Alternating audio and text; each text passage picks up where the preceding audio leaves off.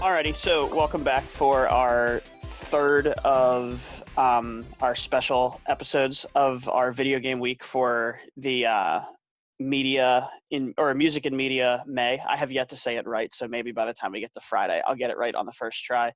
And what we've kind of been trying to do over the last week is give different perspectives and just give some descriptors in terms of uh, how music relates to video games, like the experience of playing it or the reflection after the fact. And we're trying to get some different viewpoints on it. We've talked a bunch about, at this point, Marissa's viewpoint and my viewpoint. And we had Andy on Tuesday. Andy was a bit of our less musically inclined or experienced, and then we went the other route. So this week we're going to try something a little different, and rather than do experience with music, we're going the route of age difference. So we have two of our current students joining us. I'm going to let them introduce themselves. So Luke, I'm going to pass it to you first. If you just want to introduce yourself and tell us a little bit about what you're up to and future plans, and just a little bit of like a video game background. All right. Well, I'm Luke. I'm a senior. I'm also a violist, which is the best instrument. So I don't know He what I'm clearly talking watched Tuesday, and he's trying to. I've been playing video games since for the last 18 years, basically, just that short of a time frame. And I'm hoping, well, not hoping, I'm going to be sales for game design and Blizzard Entertainment. I'm going to be the next Blizzard Entertainment. So I'm going to be the next big video game guy. That's me. Marissa, that's a big deal for context's sake. Blizzard's a big deal. I'm just proud of Luke with anything he does, so that's cool. I'm just clarifying for you. Like, if you're setting your bar, that's pretty high. There's not many you can set up on Blizzard. Set that bar. Go for it. Trav, how about you? Hi, my name is Travis Geisler. I'm a senior. I play the cello, which is also the very best instrument in the whole wide world. And my gaming history, since I was born, yes, I was brought into this world and I started playing video games immediately. The first thing I did was, I think, like Nintendo 64, like the Wii, and then like PlayStation 2. And most of the games I play now are like Halo, Call of Duty, Skyrim, and all that. It didn't occur to me until you just said that way, Trav, but when you guys were like born and when you were kids, what was the first system you guys had, just comparatively? The first that I've actually owned was the PS2, and the first video game I ever owned was Lego Star Wars: The Complete Saga. I got True Jedi in the whole entire thing, and I'm very, very proud of that. How about you, Luke? My first was a DS Lite, so like the little ones. And my first game was it wasn't actually my first game. Me and John had to share. It was Mario Kart. So I heard. Mario Kart people. Mario Kart's the one that Riss just locks in on. All I heard in that conversation is that half of like the history of games you weren't born for. I was gonna say, go back and watch the podcast the last 2 days. You guys can catch up on what you missed. Yeah, we pretty much talk about everything that happened before you guys were born. Depressingly so. So I think that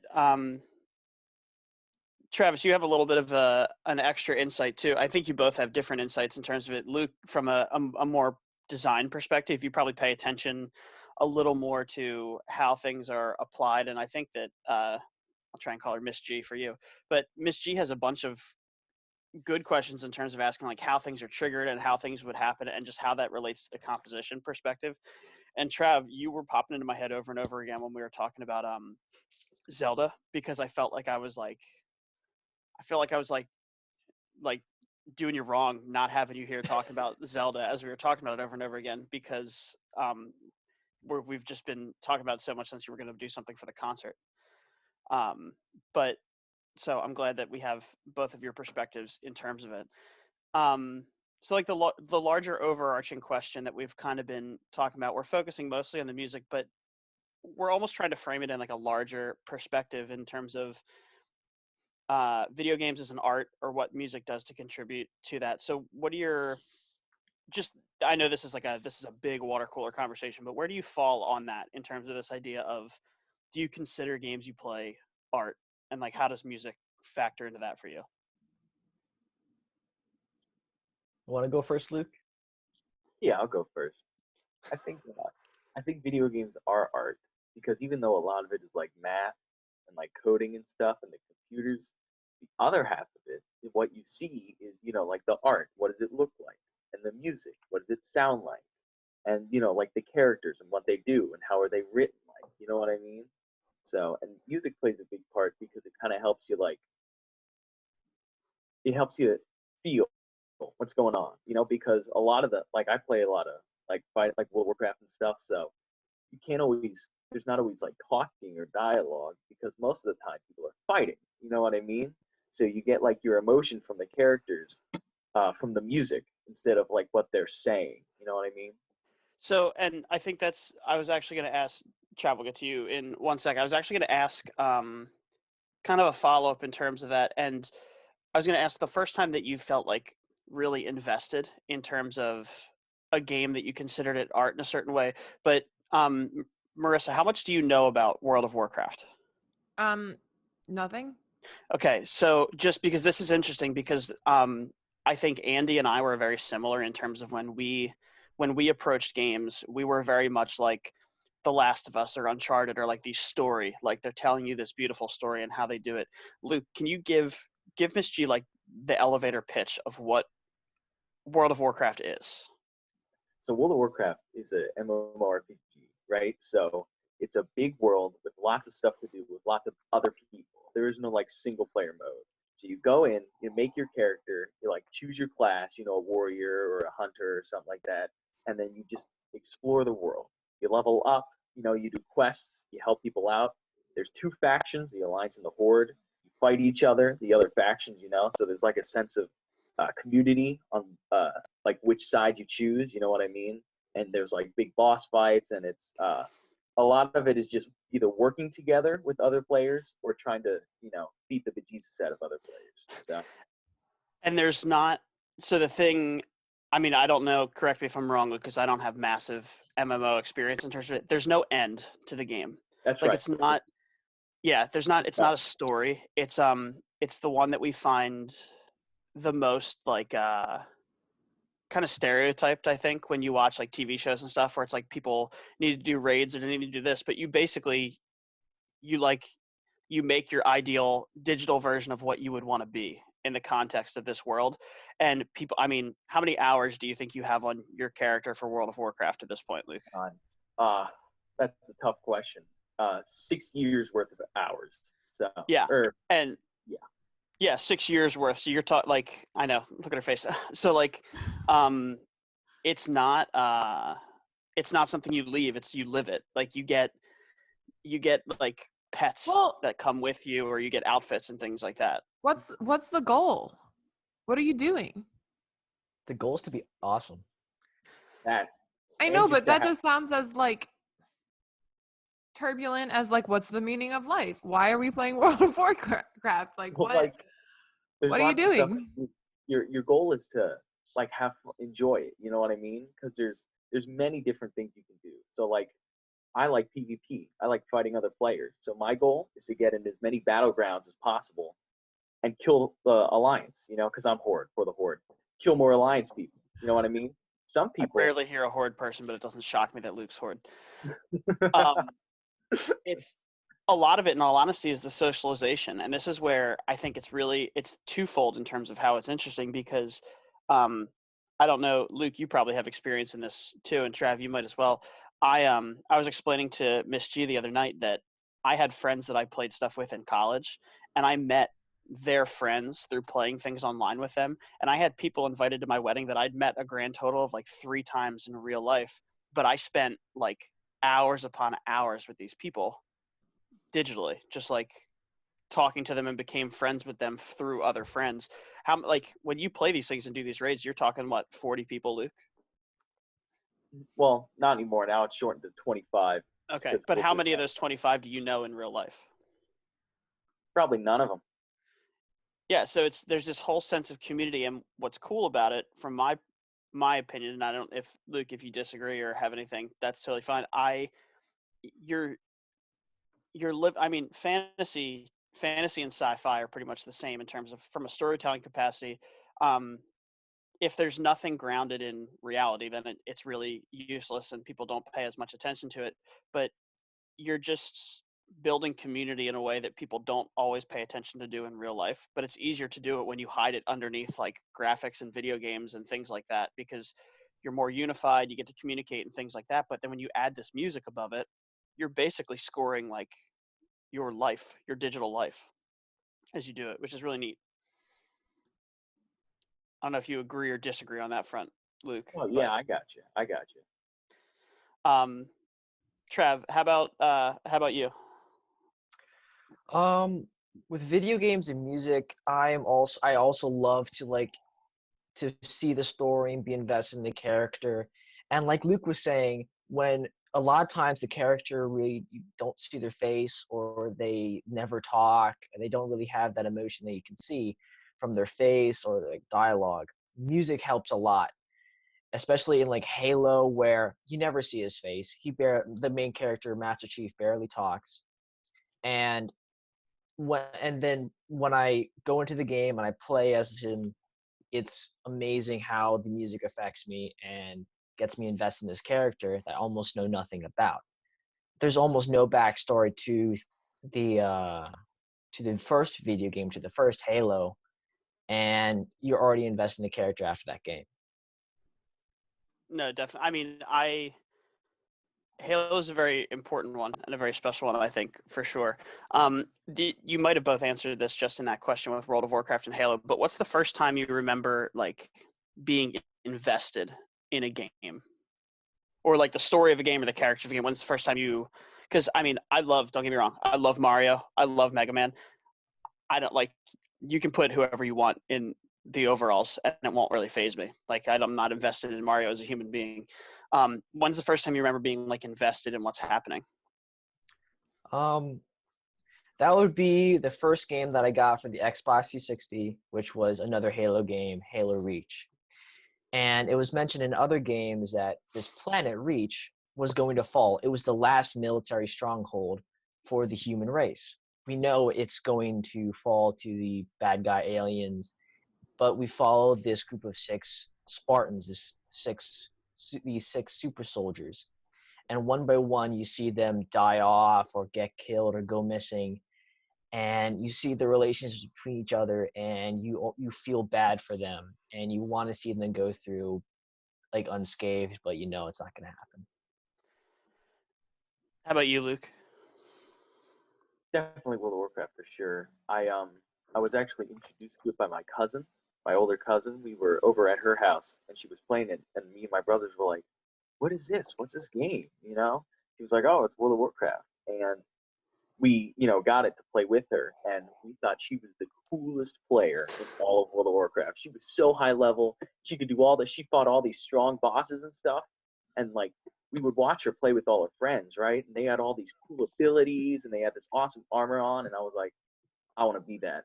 I want to be that cool. I want to see what the coolness is at, the max level and stuff. So that's when I really got invested into trying to hit that. I mean, I love I'm not a an MMO person, because I think I just get to a point where when it comes between that and the grind to that last little bit, I fade out as best I can, and I just look for like a new story as it goes. But I have a lot of friends and a lot of respect for the people that keep doing it and keep trucking through, for sure.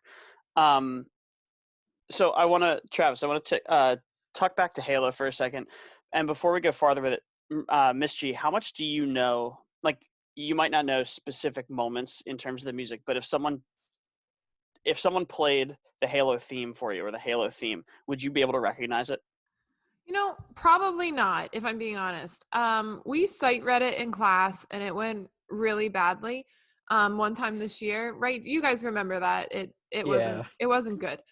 I know it's kind of just like I think anyway, it's just a lot of like ambient sort of sounding long tones and stuff like that. But I've only heard it in short clips.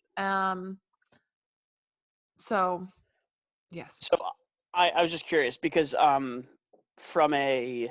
like an iconic perspective, I think even the music itself, speaking beyond the music itself, Martin O'Donnell's the guy that composed it. Mhm. He's arguably, I'm not comparing them on the same level, but I'm just drawing the parallel as best Yeah. I can. He's arguably like the John Williams of Got it. video game composers in terms of like the company that made it, when they went to make their next game, they fired Martin O'Donnell, and it was like a riot on the internet. They're like, how do you make a game that's sci-fi and in space, but you don't use Martin O'Donnell? Like, how do you do that? How can you do that? And people literally are not over it still. Oh, Mhm. So he's iconic in terms of Got his music. So it was really, I was just curious because it's I'm curious how much it like bleeds through and I goes through mean, it. I've definitely heard it, and the references to the Halo theme is probably like people use a reference to that as video game music more so than any other video game music, like as a standalone thing. But I think it's definitely probably the most modern example that people use. I think beyond that, they go back to what we talked about in terms of the Yeah. chiptune and the 8-bit stuff. But modern, I think everyone latches real hard on Halo. yeah, So Trav, what about the music? Let's talk a little farther about Halo, because I know that's like a big one for you too. What about the music clicks with you? When I was first playing Halo, it was really like this, like some of the angelic voices, like there's a choir, like the theme, the ba da da da da da. I can't sing, but yeah. Everyone that Or knows will know what you meant right yeah, there. we'll know Don't worry. that right there. That's like the most iconic like phrase or piece, like part of music out of all of Halo. And also the string part I thought was just really cool. And that's a little bit of why I wanted to do the cello, because that part, da da da da, da that was like so awesome, and I wanted to do that. But now when I do it, it's kind of boring to play, but I still love like listening to it. And I think there's a lot of emotion in it that when you're playing the game, you feel that rush or that excitement. And there's also like a piano part that just really sings, and I just kind of loved it. So go ahead. sorry, I just have like a just kind of side note question. When you guys are playing video games, are you like actively paying attention to the music, or do you think about it afterwards, or do you listen to the soundtracks, or like when you guys are actually in it, are you paying attention to the music, or does it just help with the emotional side of things? You want to go, Luke? Yeah, I'll go. I wouldn't say 100% of the time, because sometimes it's like, oh no, I'm about to die. You know what I mean? Like sometimes you're focused on other things, but a lot of the time, yeah, I focus on the music. Travis? I would say so too. But maybe not as much in games like Doom, where it's kind of just the entire point of the game is just violence, and that's it. And you just go through, like, not just that, but like you're trying to save humanity and all of that stuff. But it's really just a bunch of like running, jumping, and fighting, and the music in the background just pumps me up, and that's it. And sometimes about the new Doom game, what's really cool about it is that they have something called a death metal choir, which has never been done before. And that's like the most when anything that has that comes on, I do pay attention to it. I would venture to say, just in terms of to go along with what both Luke and Travis said, is I think that from a compositional standpoint, they're pretty intentional in terms of that. And I think that it's interesting, when you talk about we talk about video, like the stigma of video games, or the purpose of it a lot of times is to do these crazy action things and be excited.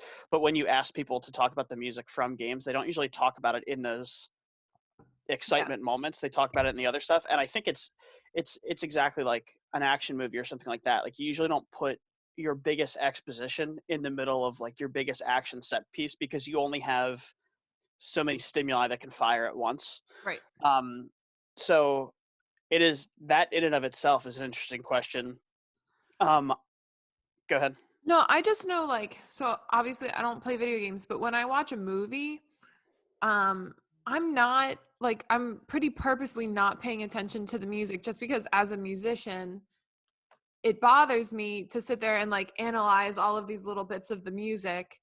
I like want to experience the emotional effects of it. But then like when I went back for like we did an assignment on Apollo 13 a few weeks ago, right? So when I went back and I watched that movie for the music, it was like a completely different experience and it was so cool. And obviously I was using a little bit more of my musician brain, but I'm just wondering, like, as you guys play through these games, it sounds like you are latching onto all of these pieces of the music. So go ahead, Jeff. In Battlefront 2, which is a Star Wars game, I think that is the best example of like paying attention to a video game's music while also playing the video game, because it's all about the atmosphere in that Star Wars game. It's all about being in the Star Wars universe. Like first time I played it, I go into the game, the lights, the sounds, the music, the main theme comes on. I'm Luke Skywalker.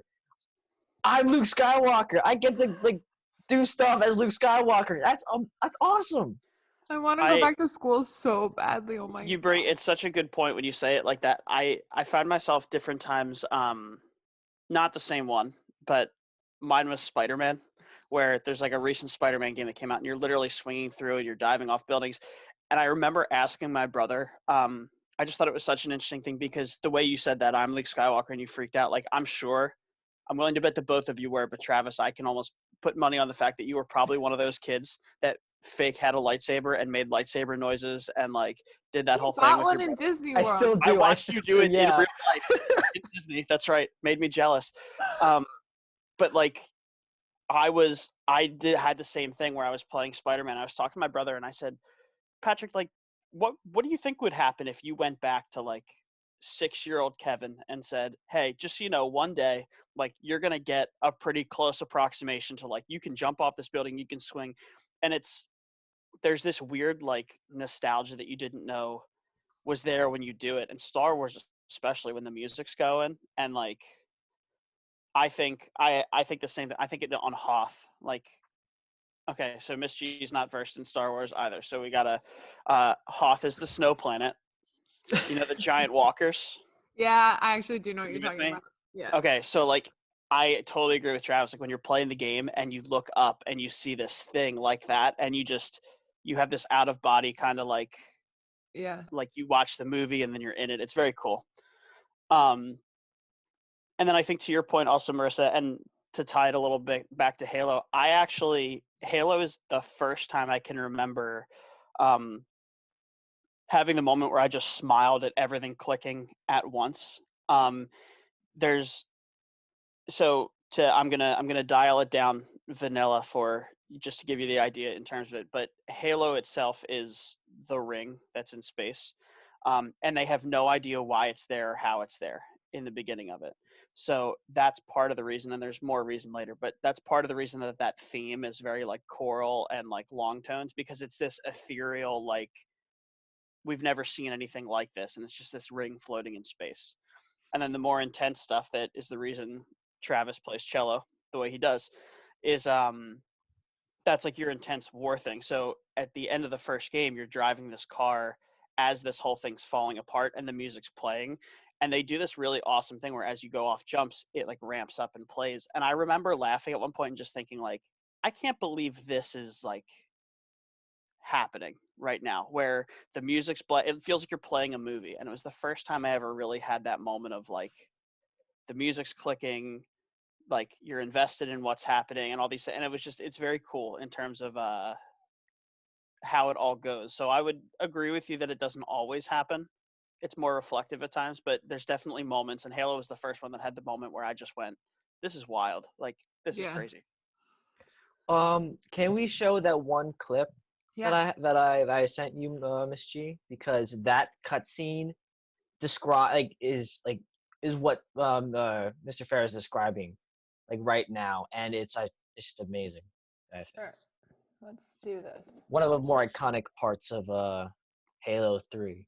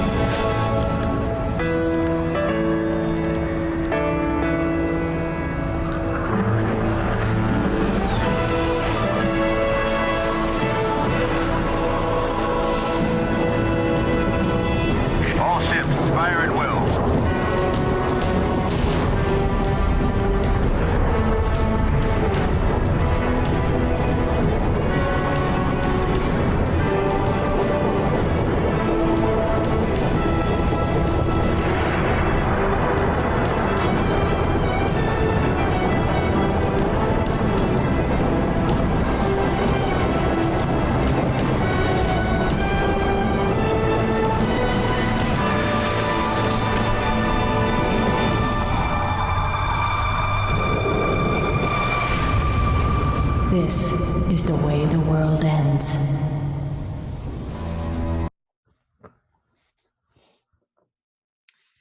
Yeah, so that was the part I wanted to show because you can't, of course, you can't see Master Chief's face, but you can feel like the intenseness of the scene, and especially when the first piano chord comes in, it rings out, and I think that's just one of the better parts of the Halo music.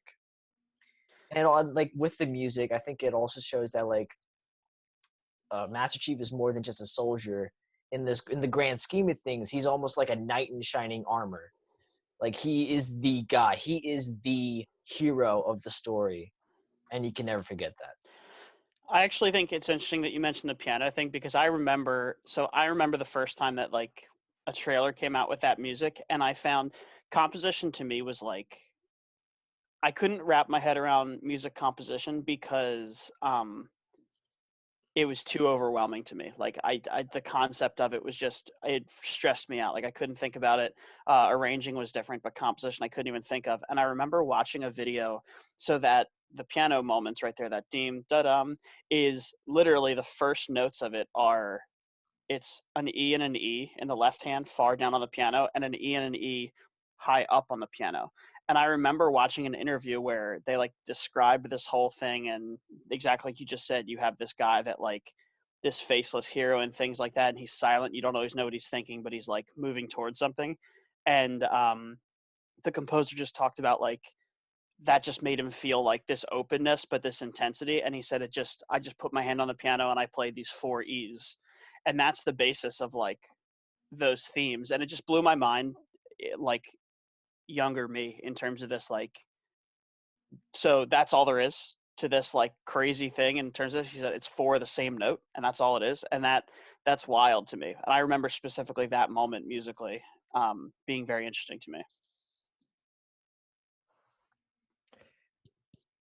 What else do you have to say about that, Trav? If anything. Yeah, it's like it can be like a lot of video game music. Sometimes it can be like very simple, but still hits you, and I think that's really cool. So, and I think I moderately know the answer to this, but this is for both of you. Do you does the music for you, when you think of video game music, and I know there's probably instances of multiple things for you, but do you think of it more as just like the background music to like the cool stuff you're doing, or do you pay attention more to it as a work? I think that's a loaded question, just like an off the cuff one. Like what does it more identify for you as? Is it like the soundtrack to your experience, or is it more like a piece of music you're listening to? For me, I think it's a reflection of the main character a lot of times, because like again, before, like what I said before, you don't really get to see his face or see him talk, but the music is a reflection of you playing the game, and a lot of times it matches what you're feeling. Luke, how about you? I definitely see it more as like a work. It's like, especially in World of Warcraft, a lot of the music is like big orchestra, big band, that big noise. And being in, Penridge Orchestra, I can kind of appreciate, all the hard work that goes into the big sound like that. You know what I mean? With the many instruments and just the huge noise and stuff like that. So in terms of that and that appreciation, I'm going to moderately put both of you on the spot. So if one of you has an answer faster, then that's totally fine. But can you think of, I'm moderately asking you to look at it in terms of my perspective, because I really try and find the emotional connection to it and where the music grabs. Can you think of the last time that you listened to, either during it or after it, the last time you listened to a piece from a video game that like emotionally just clicked, or like you got what it was trying to do? That would definitely be we can try and do it with no spoilers, but last night when I played that same exact mission that I just showed, just to just go over it again and to hear the soundtrack again. I have a question though about this whole emotional connection. So when we were talking with Andy, he was talking about how the music sometimes almost directs him as to what to do. But Travis, you seem to be saying it's more like reflective of your emotions. So is the music to you just like to help set the scenery? Or do you think it actually drives what you're thinking while you play these games? I think it does drive what I'm thinking while playing, because in some games, music can, um, what's it called? Point you in the direction of where you have to go, or maybe there's something nearby. Like in Skyrim, you hear the heavy men's choir, and that could mean that there's like this like rune nearby that you can go and absorb some power from, or like there's a battle about to start, or there's like a dragon somewhere. And or like in Minecraft, actually no, not really in Minecraft. Minecraft is more just ambient, and like, but Sure. in games like, oh, Doom, when there's a lot of times where there's kind of no music, but when you go into a certain area and you have to fight things, then the music immediately comes back on, and then you have to go and fight. Great. Okay. Sorry, Luke, I cut you off. Answer Mr. Ferris' question. Sorry. What was Mr. Ferris' question? So what was, and this one is probably a little more challenging for you in terms of it, but Oh, right, the last time, yeah. yeah, So the last time. last night, I wasn't playing WoW last night, but I was listening to there's a lot of villains in World of Warcraft, obviously, but one of the biggest and one of the most fan favorites, he's the Lich King, right? And he's existed since like the dawn of Warcraft, right? Like when you think of World of Warcraft, you think of the Lich King. And after you kill him in Icecrown Citadel, there's a cinematic that plays, and it's like his main theme. You know what I mean? Because Arthas, the Lich King's name is Arthas. He started out as a good guy, right? And then he slowly transitioned into this powerful villain. So, as much as it's good that you have slain this villain, right? He's so iconic, and he's such a tragic character that you almost feel sad, when you're watching this cinematic. Because, I mean, and the ghost of his father shows up, and he's like, "Father, is it over?" And he's like, "Yes, my son. No king rules forever." You know what I mean? So as much as you're like, "Yay, we killed the bad guy," it's also kind of a touching moment. So, and I guess that's a good in terms of the Lich King, and he has a theme. You mentioned theme a lot, and that's, I think, the interesting thing in it. Do you think that um, does the music connect with you um, because of the specific scene that happens, or if you were to listen to like his theme in isolation? I think we know Trav's answer if we ask the Halo theme one. But if we had you listen to that theme in isolation, is there enough there, or is there enough connection there that you can recognize it and have some kind of like recollection of that moment? Absolutely, that's what I did last night. I Oh, pulled it okay. up You on my listened in. phone, Got and it. I just Yeah. listened to it, and it took me right back to that scene. Because I think that, to me, I think that's where, and I think rightly so. Marissa and I talk a lot about, or we have this week talked a lot about this idea of like the music that happens in the background, or the vertical versus horizontal, and all these things. And I think that there's a lot of that, and I think there's a technical difficulty or challenge in like filling a 40-hour game with music so it doesn't feel awkward and feel like you're moving in complete silence. But I think at the same time, that in and of itself is like a different part of the game versus the themes and the actual orchestrated music and things like that, because I think that the music definitely, the moments that people remember are like the big story beats and stuff like that. um so it's interesting. I like to hear that people grasp the themes as strongly as they do. With going back to like video game music as a work, some of the Halo games have different pieces of music that connect with it. Halo 1 is the main theme that first started out. Halo 2 is the theme, but it's electric guitar. And that's actually my alarm every single morning. So every single morning I wake up fantastic. So and Halo 3 is, I think, that's the point where the piano part comes in much more, and the string part. And then Halo 3 ODST, which is very different from many other games. You're no longer the super soldier. You're just some random She leaned soldier on back. the You lost her, battlefield. but keep Yeah, going. but and it uses saxophone, and it's like this weird, smooth jazz, But very see, sad music. but I agree with you. But so here's the thing, and I'm gonna try and explain this in a way that we get Marissa back here. Okay. So I agree with everything you said in terms of that, but why does ODST? There's a reason. Why does ODST sound like? Why does it have like a jazzy feel or a saxophone feel? Because I think because that there's like kind of almost two stories that you kind of go with. There's the one where you are alone in this ginormous city of New Mombasa, which is in Africa, which is the first place where the first mission, I think in Halo 2, the first mission in Halo 2 is set on Earth. And you see this place in complete ruins, no other human in sight but you. So, and keep going with that. Like, how do you progress stuff happening in the game? So And you're yeah, by yourself. It's nighttime. Yes, pretty and much yeah, yeah. exclusively. How do you progress? What do you do? You go around and find clues as to what happened, like in battle, or what happened to other characters that you know of. Like So it's yeah, when you find no, like a helmet or like a broken gun or bandages, so the and it reason it flashes has back.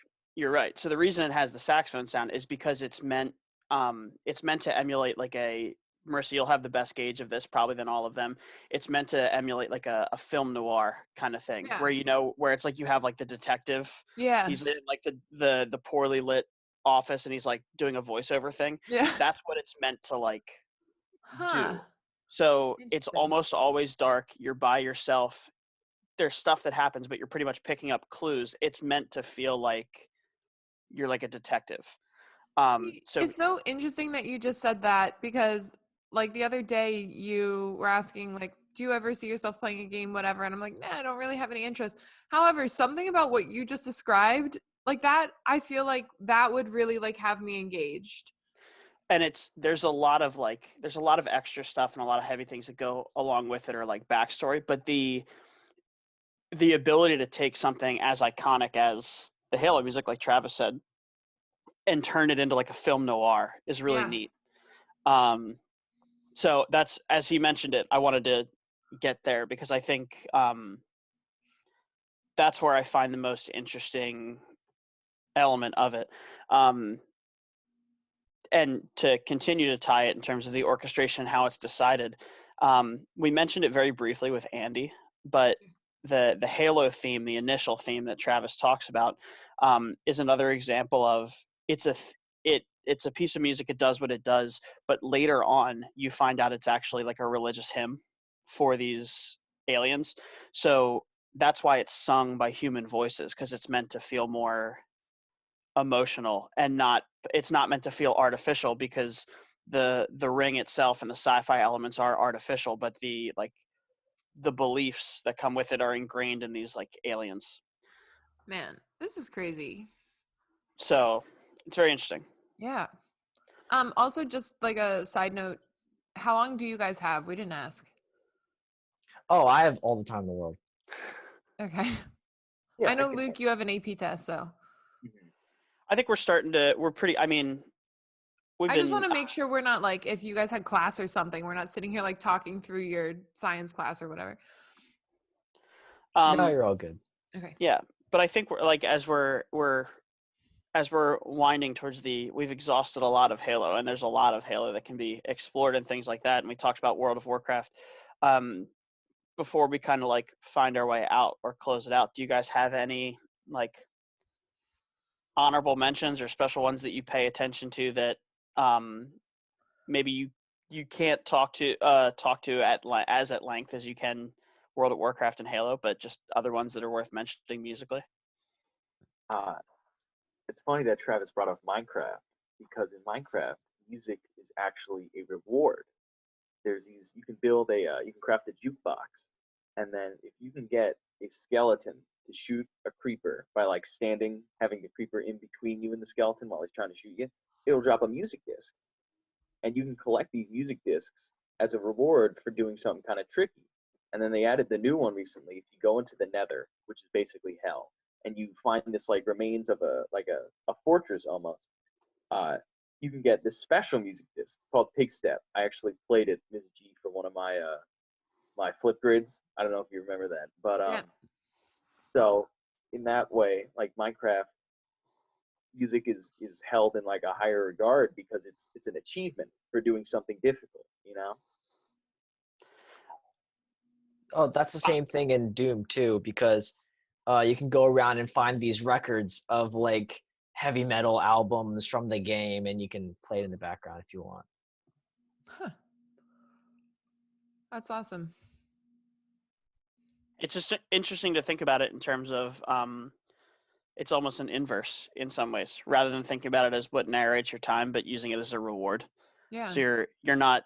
It's not what's there to like hide the progress, but it's there to emphasize your achievement in it, which is kind of cool to think about. So I enjoyed getting. This is obviously something that I think there's a lot of enjoyment and passion in from especially younger generations of things. So it was cool to get, and unintentionally, two fairly different approaches to it in terms of game style and things like that. So it was very cool to hear what you guys thought in different ways. But do you have any closing thoughts or comments before we wrap this one up? I want to say one thing. So in World of Warcraft, we're going back to that.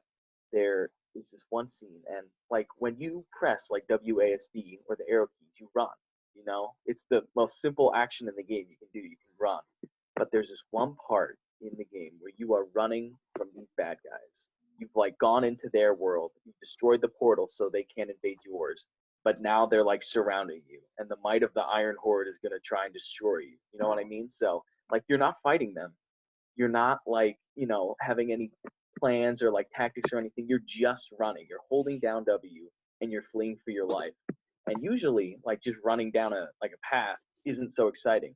But there's like the horns in the background and the percussion's going wild and the strings are going like a mile a minute, and it really like spikes the intensity for such a simple action, you know? Yeah. I'm going to have to look up all of this stuff. I'm getting like inundated with music suggestions this week. So I'm going to start Just in looking that description, alone, I had like 3 more ideas of different things that we could go down a rabbit hole of later. I think we should The have thing an that episode really 2 got- of this. Yeah. The thing that really got me was like, he's like, you're running for your life. You're just holding down W. I'm like sitting there imagining like, okay, anyway. But again, it's a synapse thing, because if the intent is for, I bet you someone went all out when they wrote that part of music and things like that, and they wanted you to take a chance to like experience it. So they went, have them do nothing. Otherwise this thing is going to go haywire. So, Trav, any closing thoughts for you? Just another emotion that comes out of the Halo soundtrack. Halo 1, the mission, the library, is the scariest mission of all time. And it's just, you have to walk through this ginormous alien structure, fighting and running away from basically space zombies. And it has this theme where it's a combination of the Halloween Michael Myers theme and like all the and just like scraping, and it's just terrifying when I was little and played it. No. I have an idea. I have more ideas. I have plenty of ideas from the Please two keep of you talking, in terms of please this keep stuff. talking. I wanna keep talking. No, I think this is like a nice round out spot, and then maybe we'll look at a continuation, or maybe I'll get assistance from you guys as we try and get Marissa to experience some of these things a little more firsthand at some point. But so thank you both of you for hanging out with us and chatting. Thank you both. Um, Yes. Yeah, and for those of you listening that made it all the way to the end here, tomorrow is our one live one for the week. It's an extra special one for us because at the end of this year, what we were hoping, or one of the big things we wanted to do was for our combined concert, we were going to play two movements from Calling All Dawns, specifically the Baba Yetu piece, which is featured in Civilizations. And we're actually going to have a live interview with the composer of Calling All Dawns, Christopher Tin. So that'll be at Marissa 2:30 normal time. 2:30. Yep, normal time. Perfect. So that one will be live on YouTube. So be sure to pay attention to social media and stuff like that. And we'll tweet the link out. And hopefully we'll see a bunch of you to join us and ask your own questions and things like that tomorrow at 2:30. Awesome. All right. Say bye, I'm guys. so sad that. Bye. Bye, guys.